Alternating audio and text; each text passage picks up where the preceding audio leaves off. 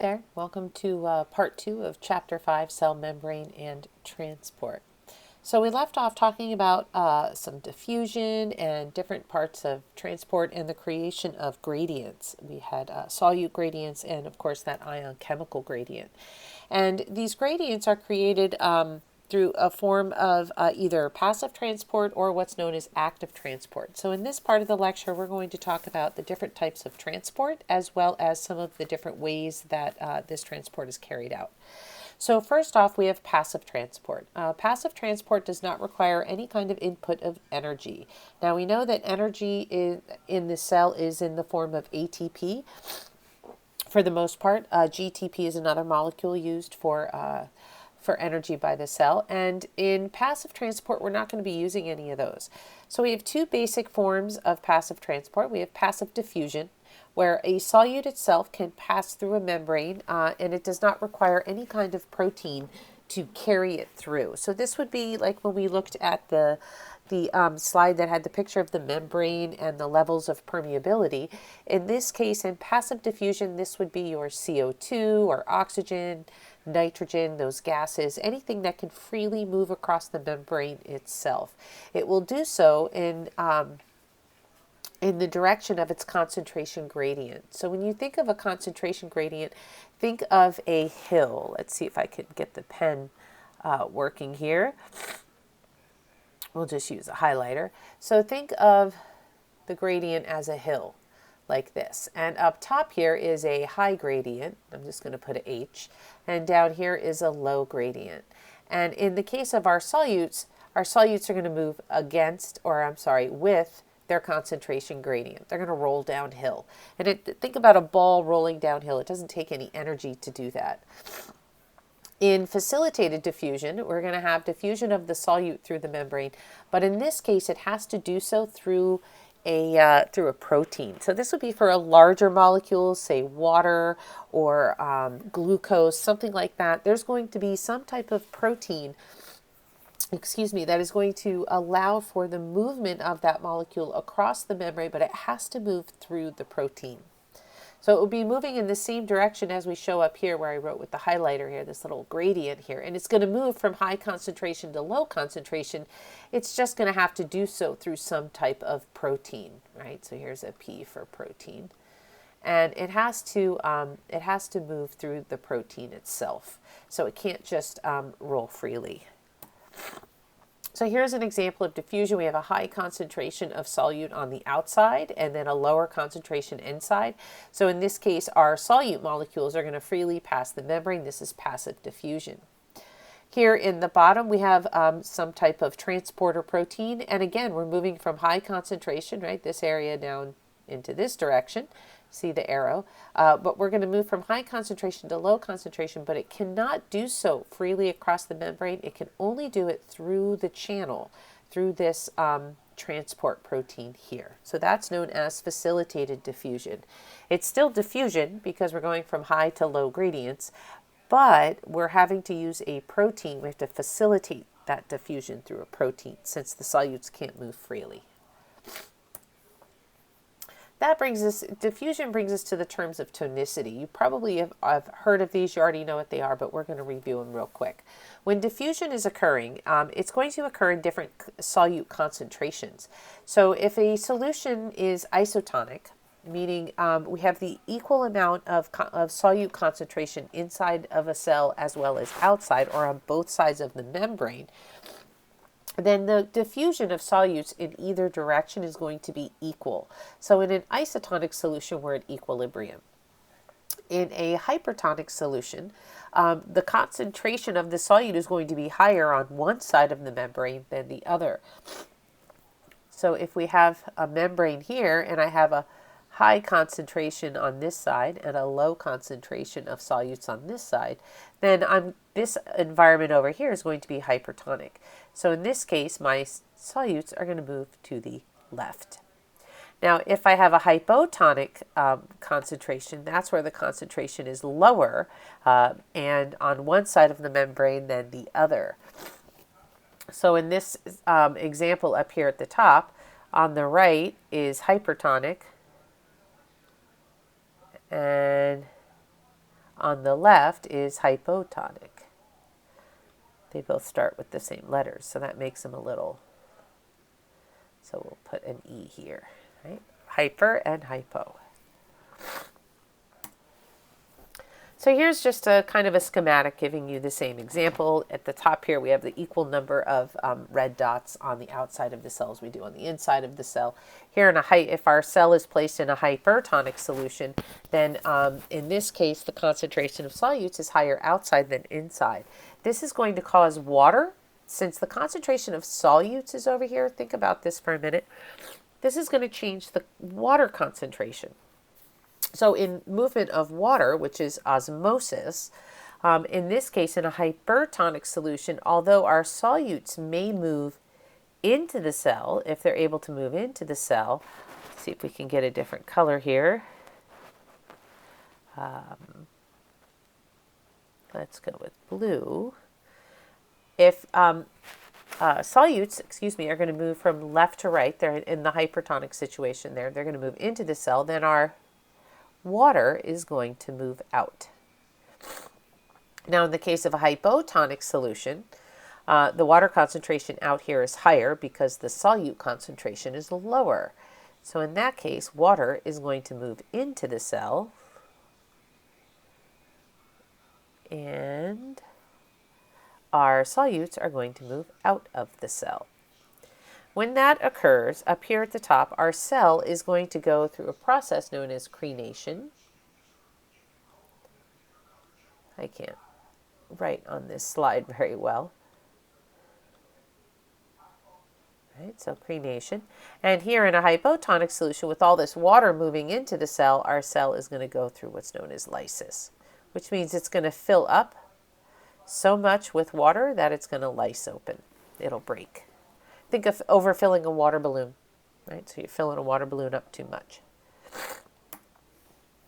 So we just talked about osmosis here. Here's where osmosis is just the diffusion of water. So if solutes are moving in one direction, water is going to be moving in the other.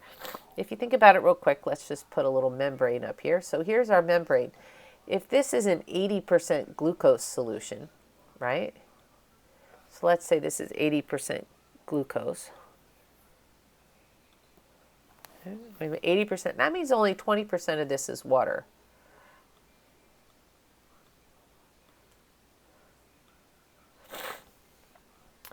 Over here, I have a 50% glucose and a 50% water.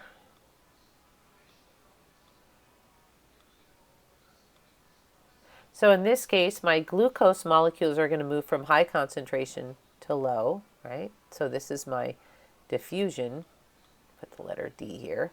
And then my water is going to move in the opposite direction. So my water is going to also go from high concentration to low, but that's in this side, right? So this is my water. So water moves in that direction. So water diffuses the same way that solutes do. We just call it osmosis when it's water.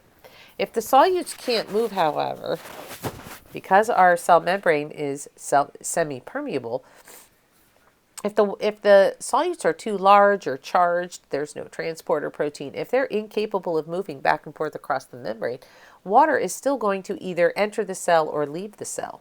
And this is referred to as osmotic pressure. So osmotic pressure is the tendency for water to move into a cell and increase the turgor pressure of that cell. And so the cell gets tighter, the membrane gets tighter because it's filling up with water. So animal cells have to maintain some type of balance with their outside environment. Otherwise, the cell's either going to crenate or lyse open. So here we have in this diagram, here's your isotonic solution.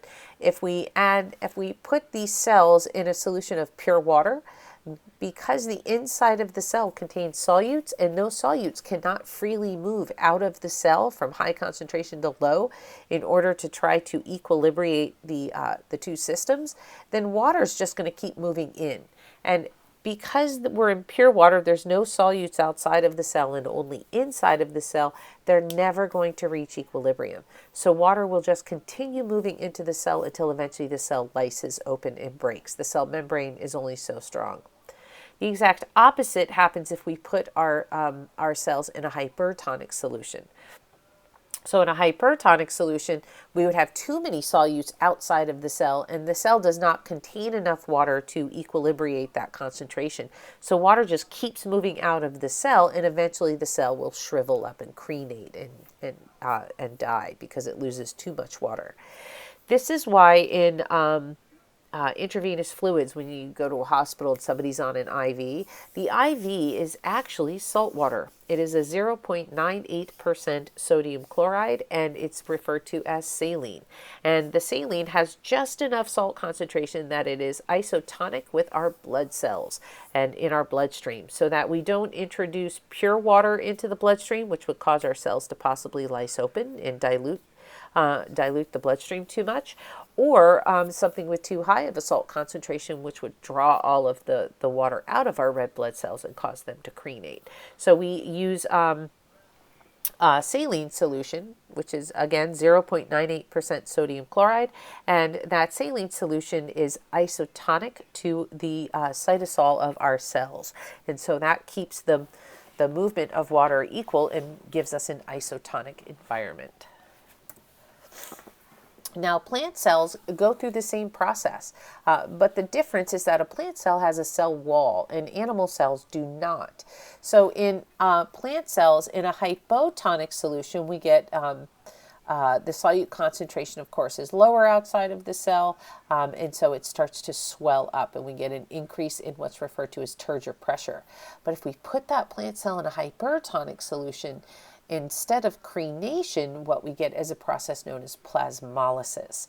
And so plasmolysis is when the cell membrane actually, the cell itself is crenating. You can see that occurring here, but the cell wall is a rigid structure. So the cell membrane shrivels up and the cell shrinks inside of the cell wall.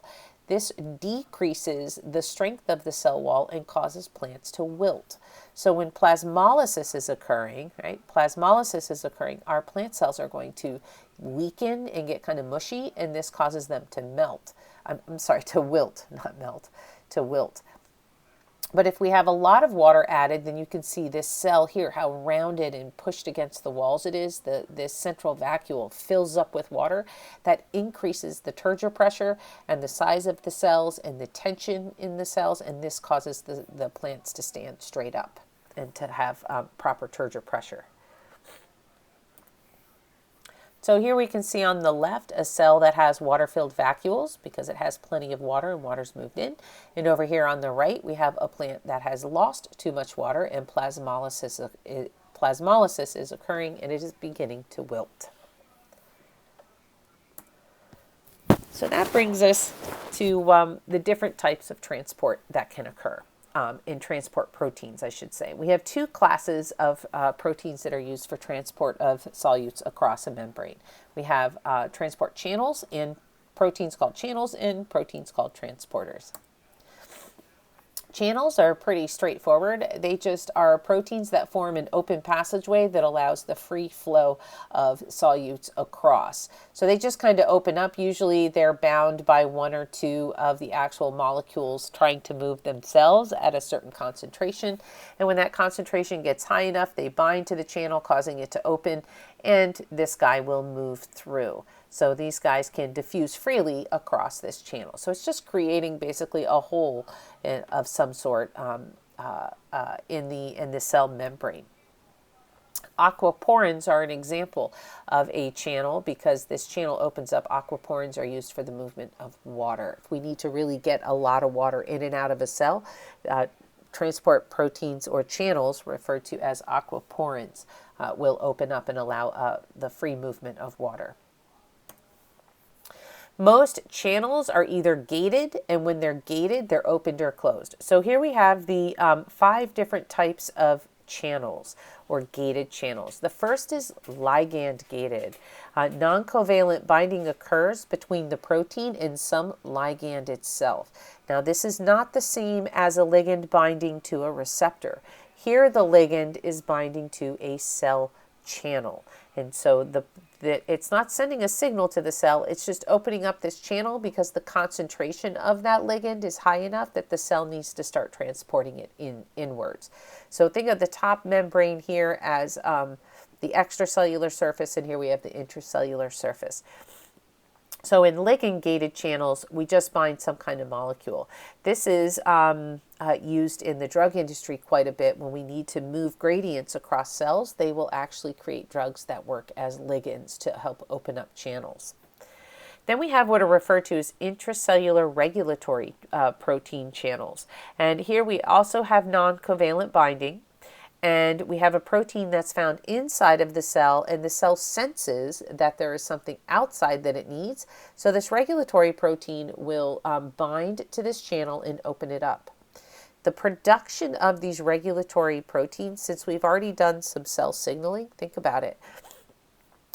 Think of an RTK pathway. So we may have that RTK gets signaled, and it goes through that MAP kinase pathway, and it activates a transcription factor inside of the nucleus.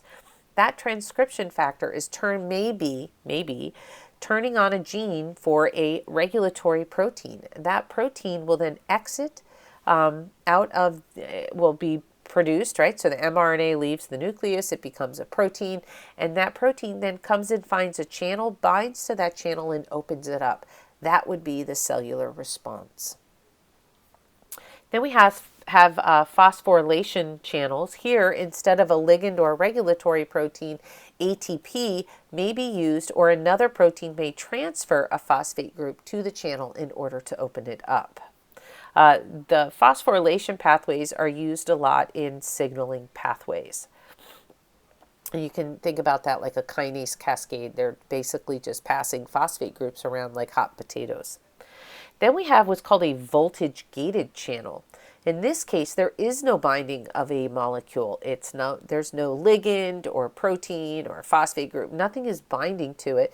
What's happening is ions are building up on one side of the membrane and not on the other. This is referred to as a membrane potential. So one side of the membrane may be more negative than the other, or more positive than the other, but there's a charge difference across the membrane. And when that charge difference reaches a specific threshold, an electrical threshold or charge threshold, it will cause the channel to respond by opening or closing. And then we have mechanosensitive channels. These are used in some of our sensory organs, particularly in the ears. So the sound waves, actual physical sound waves, cause changes in the membrane tension. Think of cochlear cells in the ears. And this causes changes, and this can cause channels to open or close. This is one of the ways that the cochlea in the ear converts sound waves into a chemical signal that can be sent to the brain for interpretation. Now, transporters are also referred to as carriers. These guys actually have an active site and go through a conformational change in order to bring a solute across. They're the primary pathway for the intake of different organic molecules, hormones, neurotransmitters. We can take in, you can see here a list, we've got amino acids, nucleotides, and in particular sugars. They have a major role in export. And when the cell is producing waste, many of our transporters are actually used to transport waste out of the cell as opposed to take things in. They're used in the regulation of pH. Remember, pH is just a concentration of hydrogen ions. So these guys can be used to regulate the hydrogen ion concentration and ensure the proper pH.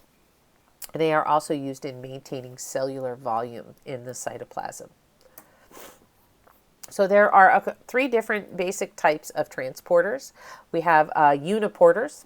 Uniporters will transport something in a single direction. Many of our waste transporters are uniporters. So you can see here the molecule is binding, let's say a solute is binding to this transporter. It causes a conformational change in the transporter that causes it to open up to the intracellular side. It's the only direction in which it will move something. Once this solute is no longer bound to this transporter, the change in shape that occurs is back to its original shape.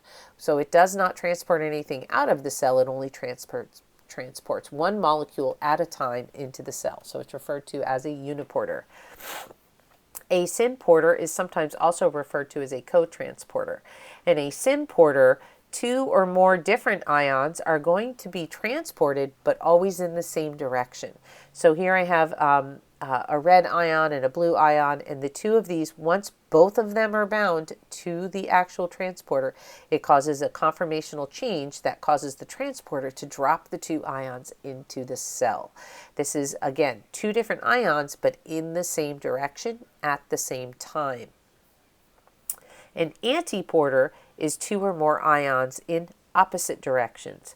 So our first ion binds to the transporter, causes a conformational change that drops the molecule into the cell. So you can think of that as a uniporter.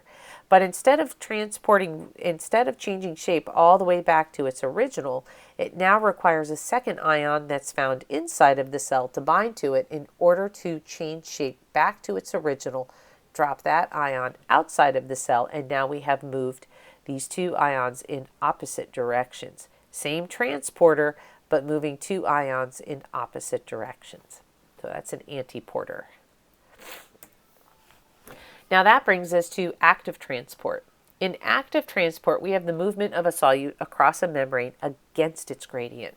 Remember this hill, we had the concentration gradient, right? So this is our concentration gradient, and up here is a high concentration, and down here is a low concentration, right? So we'll put a little down arrow, a little up arrow.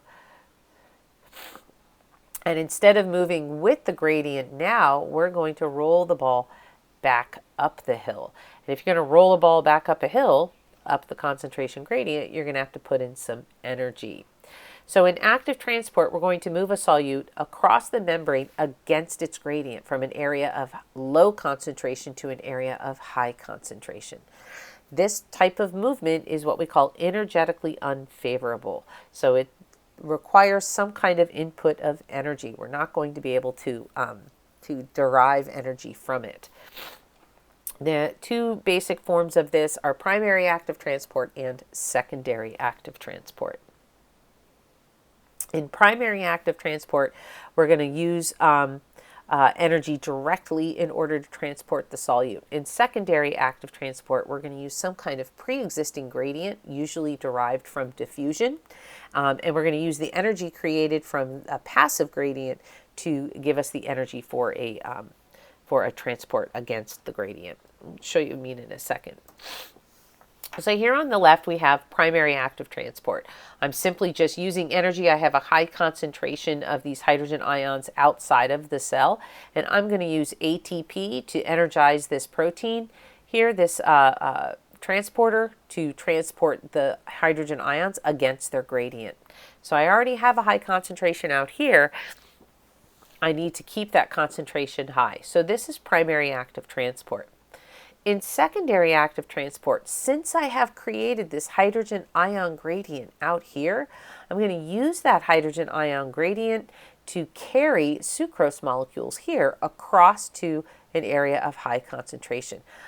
I have sucrose in the external environment that I want to bring into the cell and convert into glucose so I can use it for energy. Now, I may not have a whole lot of sucrose outside of the cell, and I have a lot inside of the cell, so I need energy to bring over those sucrose molecules. Instead of using ATP for every single one of those, I'm just going to use some ATP to transport a bunch of hydrogen ions, and then use those hydrogen ions to bring over the sucrose molecules. So in active transport, we have a couple of different ways that these transporters can work. They're usually referred to as pumps. Pumps are going to couple a conformational change because of phosphate being added from ATP to the actual movement of the molecule. So here I have on the, this is that calcium ion pump in the sarcoplasmic reticulum, that specialized region of the endoplasmic reticulum in cardiac muscle cells. So on the left here we have this calcium ion, and we have ATP. So ATP is being brought over and a phosphate group will be added, right? Will be chopped off that ATP. That's going to release some energy.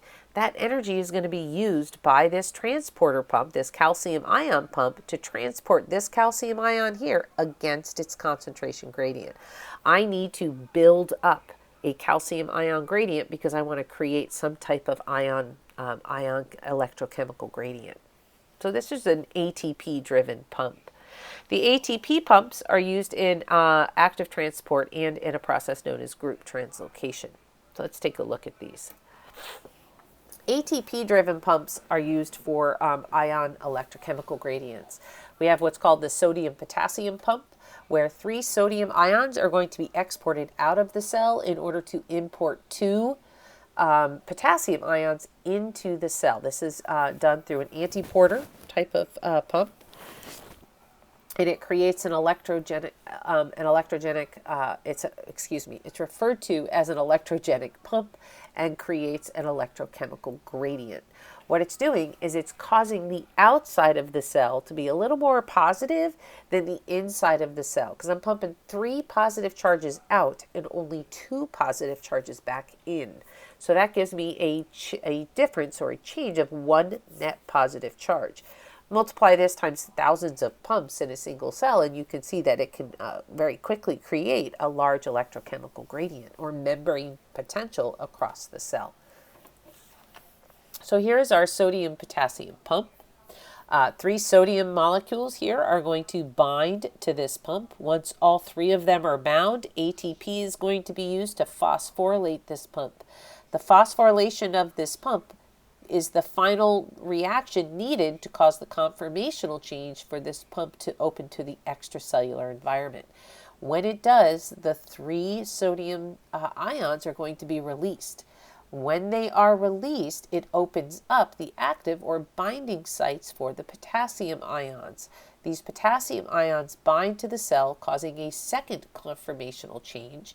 That second conformational change causes this transporter here to change shape again back to its original shape, dropping the potassium ions into the cell as well as releasing that phosphate group. This pump is now ready to come over here and start this process all over again. Pump out 3 and pump in only 2.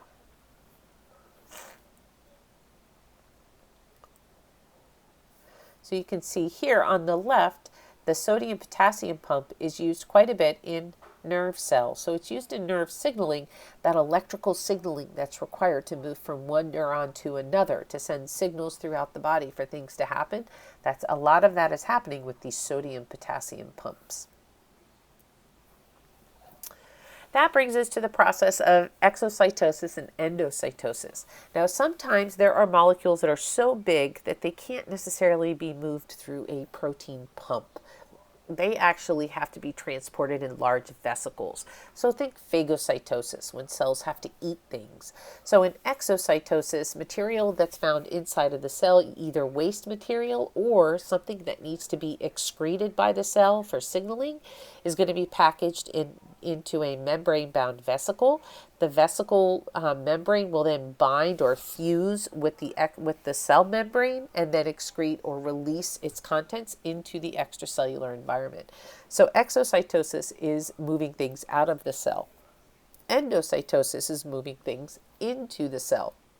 And when this occurs, the plasma membrane itself is going to create kind of it's called an invagination, and it folds kind of inwards to form a vesicle and will wrap itself around whatever it is that it's bringing into the cell and form a vesicle in the actual cytoplasm or cytosol itself. And then that vesicle is what brings the substance into the cell. There are 3 types of endocytosis. One is receptor mediated. The other is Pinocytosis and Phagocytosis. So in Pinocytosis and Phagocytosis, these are pretty straightforward. The cell membrane either takes in a solid, that would be phagocytosis, so it's something coming in, and this vesicle here would be referred to as a phagosome. or it's a liquid. There's some kind of fluid, and that's called pinocytosis. That's referred to as cell drinking. So we have both phagocytosis, cell eating, and pinocytosis. When these vesicles are formed, there's a class of proteins here. These are called clathrins. And these protein coats kind of attach to the outside of the vesicle. And by these proteins coating here, it's going to tell the cell that this needs to go to the Golgi apparatus for processing. So in vesicles, when any kind of endocytosis is occurring, one of the first places these guys go is into the Golgi for processing, the cis end. Now, in receptor-mediated cytosis, this is used quite a bit by the immune system and a few other cells for regulating, again, what moves in and moves out. So here we have receptors found on the surface of our cell, and these receptors will bind to whatever they are specific for. So in this case, it's not just taking in any solute, it's taking in a specific one. And in this cell membrane, these receptors are bound, and when multiple receptors are bound, they come together, and this does send a signal to the cell to create this clathrin protein coat and to pinch off this vesicle. So this vesicle only will form if the ligand to these receptors and to multiple receptors are bound. Our immune system uses this for the consumption of bacteria and viruses, that sort of thing. They have receptors, our macrophages and neutrophils and such. They have receptors on their surface that will bind multiple antigens. And those antigens, once a certain number of them are bound, will create these vesicles, move into the cell, and then merge with a lysosome. And this lysosome will help with, as you know from chapter 4, that the lysosome will then start breaking down whatever it is that's in there. It's one of the reasons that instead of going straight to the Golgi, and one of the reasons it merges with the lysosome instead of going straight to the Golgi, is that this is, again, used by the immune system. So the cell wants to make sure that it destroys whatever it is it takes in before it introduces it into any organelles, just in case it's a virus or a bacteria or something that could be harmful to the cell. So that's it for part 2. You've now covered cell membrane and transport. Make sure that you take a look at the essay questions and bring any questions into class that you have so we can review and I can answer them for you. Okay? Have a good one.